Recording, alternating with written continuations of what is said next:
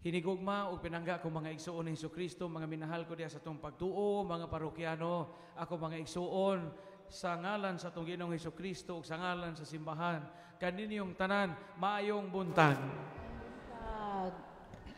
Matod sa usa ka batid sa Biblia, kanang gitawag og biblical scholar, kini ko ng Ebanghelyo karon, mao ko ni the most unreasonable teaching of Jesus.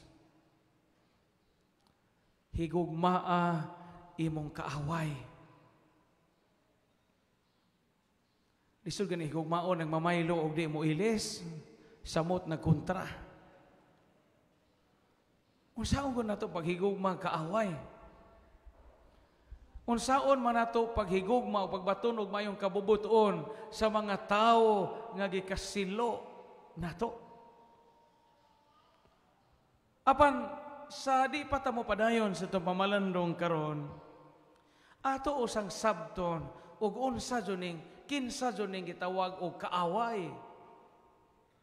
Unsay pagsabot sa Bible ug unsay pagsabot sa katawhang Hudiyo kining gitawag og enemy. Kita magwadabi na kita mga Bisaya, kita mga Pilipino, ug maghisgot nga ni tag kaaway, kuridason man nato, ganlason man nato, tanan nga gitawag nato kontra.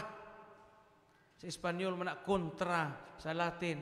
Tanan nga kontra, isipon man nato kaaway. Mao nga moingon tag Father, kuntara ra ba mi ana? Mga di jud ko mo taak ana ijang bahay.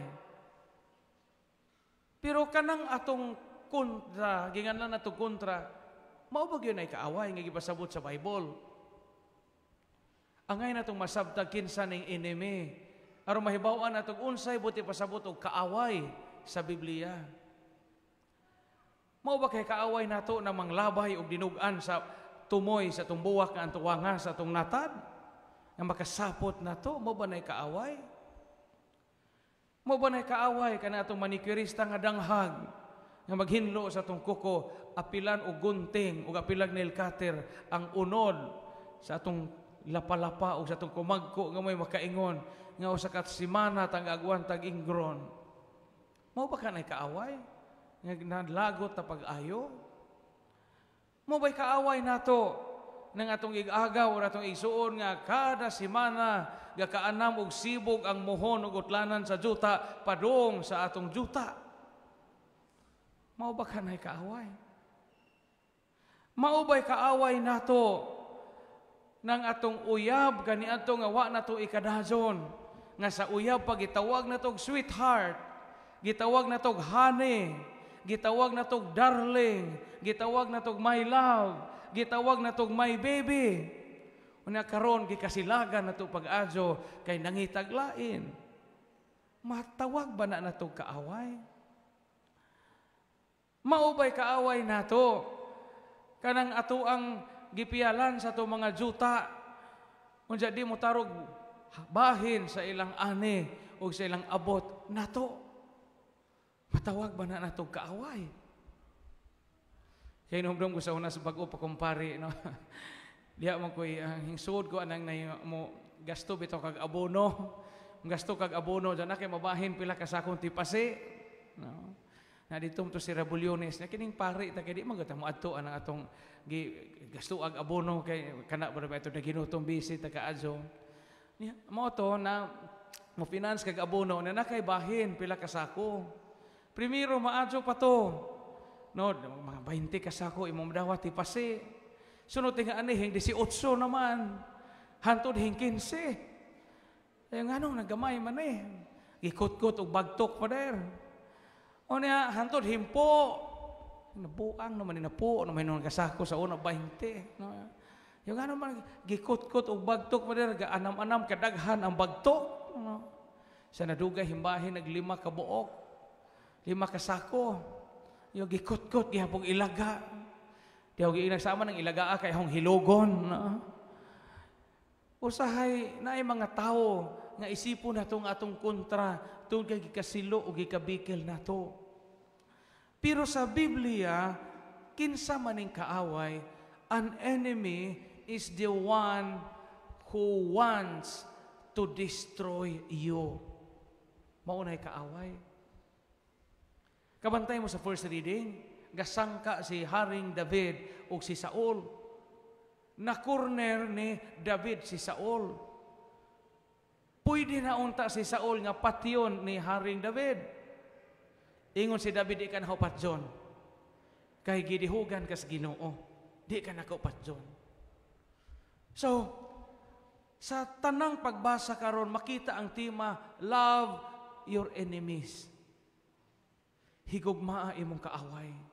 So, ang kaaway, klaruhon nato, dili ng imong silingan nga gikabungo. Di na kaaway nimo. Ang kaaway, katong gusto nga mukutlo sa atong kinabuhi, maunay enemy sa Bible. So, istriktuhon ko nato, kita din diyan mo tay kaaway. Kisa ba'y tao nga gustong mo patay nato kaluoy Ginoo man. Naay manglibak nato, naay manghimaraot nato, naay mudaot nato, tingali naay manikas nato, tingali naay magbagulbol batok nato, naay mubungol nato.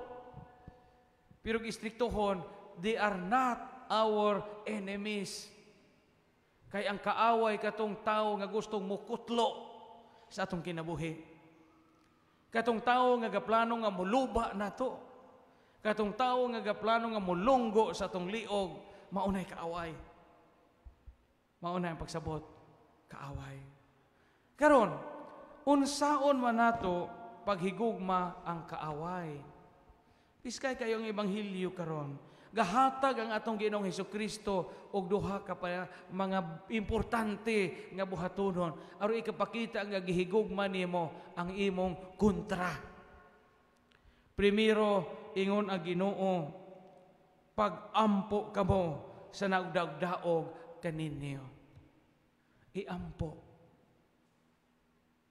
Sa ato pa di ayong na mga tao nga gikasilo nato, gikakontra nato, giisip nato nga kaaway sa atong kinabuhi o gusto tang musunod sa pagtulunan sa atong Ginoong Hesukristo, iampo ang imong kaaway. Kamu mag-ampo ba mo sa mga tao nga nakasilo ninyo? Mao na diniyos nga paagi paghigugma kaaway. Adyaw ipabarang. Kimuyom ta dito, mularga kog sikihor, mularga kog kuan, mangita kog munsika, mangnay dagom gagmay, inigtusok sa kalimutaw, bulhog po ng kalimutaw nimo. Inigtusok sa dagom sa siko, di na maalsa na imong siko. Ipabarang juga na ho. Iampo imong kaaway. Ayaw ipanghimaraot. Nang po'y uban mag-ampo, miyag Senior San Vicente, dungganan ka, maluluyon ka, iampo in taon, bahakon paunta niyahong kontra. Maglibog po ng Santos, anong saon man ipaghatag, isang ipangazo nga, gaampo magbahakon, kabahungon po ng sampot niyahong kumari, no? Maglibog po San Vicente Ferrer, o San Roque, o saon man yung gaampo, pero ipangazo, kabahong man, no? Iampo, nga unta, kaamgo sila sa ilahang sala o giampo nga matulid ang ilang kinabuhi. Ikaduha, sa ebanghelyo karon, ikaduhang buhaton kung tinuod ang nahigugmag kaaway, gawas nga magampo ta alang kanila unsa magiingon dinhi, buhata ang maayo ngadto sa uban. Buhat og maayo. Ug naa kay binaji nga imong gikasilagan, naa kay mansamong o naa kay binaji nga imong gikasilo, kay di mo tahod nimo, di mo amin nimo, di mo palit og gatas, sinakuan. Ug mga anak, una simba ko gisisaryan, yan naa kay kwarta, ikaw nga ugangan, dakong sa ug di ka mutabang, aron masalbar iyang kinabuhi, pagbuhat ug maayo. Ug naakin ta kay kontra, pila ka tuig na mo gabungol, di mo maayo kabubuton, nalabyan nimo nga nakras og motor, o nagkadugo-dugo ang adyaw nagkamatay diha tuhi nimo. Na kay obligasyon imo nang salbaron dadon og ospital bisan pag kontra na nimo. Pagbuhat ug maayo. Napadyo dinhi, very challenging. Kung sagpaon ang inyong pikas nga aping, ipasagpa po ang pikas. Basta lang lisurat. Sa kultura sa mga Hudiyo, ang sagpa, lahi man itong sinagpaan sa mga Hudiyo. Kita kamo nakasuway, nagpanagpa o naamang galing, ang sagpaan ito kay kini mang atubangan sa kamot ang idapat.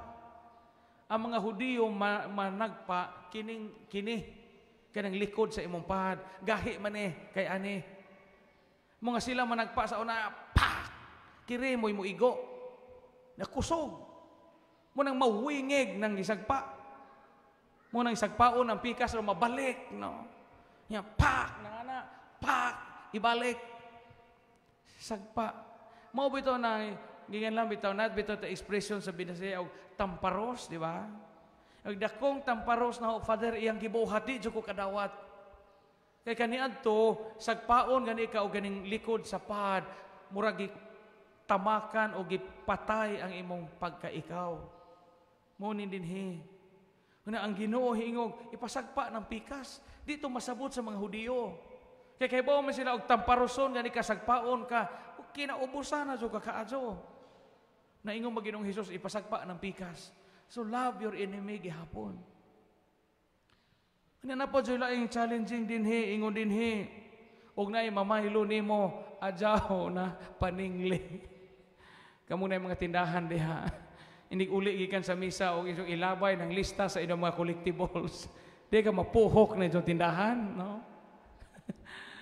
Ingon man ni adyaw pabayra itong maningil ninyo. Na yung manghuam ninyo butang, adyaw nagbawi Na dinhi. Pero unsa may buti pasabot ani dili literal nga pagsabot. Unsa man pagtunhay imong negosyo di ka maningil og nay mangutang. Ang punto dinhi nga pagbuhat og maayo. Bisan og kahibaw ka nga kining tawhana gahian mo budget. Magpalimod-limod usay magpasumangil og bugno sa asawag maningil ta tiun-tiunag sundang parang ingnon og kanang nay gagubot sa ila bisag drama ra. Og sa panahon nga jamoy bugas pautanga gihapon. Mao man ni Dinios nga pamaagi. Buhat og maayo. Ayaw buhat og dautan. Og na kay kontra adyaw panakop og usa ka nangka nga pudjukan baliktuson isud sako ijab-jab sa ilang bahay ini kagabi ni na Dinios. Og di gani uban usahay bisag namatay na imo pang tungutunguhon. Na uban mo duog minatay sos dili Kristiyano. Labi nagkanagdugay bitaw nimo gikabungo. Muduaw ka ini tanaw sa lungon, muyog maadyo ra pog hingkaging kang panuwaya ka ano. Salig rag usa ka manamo ug usa ka maghimaya ka Maria alas kaluwasan sa iyang kahag. Ang paghigugma sa kaaway nagtukmod kanato sa paghimo sa duha ka butang. Primero, pagampo alang nila ug ikaduha, pagbuhat ug maayo. Bisan sa mga tao nga nang himaraot nato. Og dinhing dapita mahimo kitang tinuod nga Kristohanon.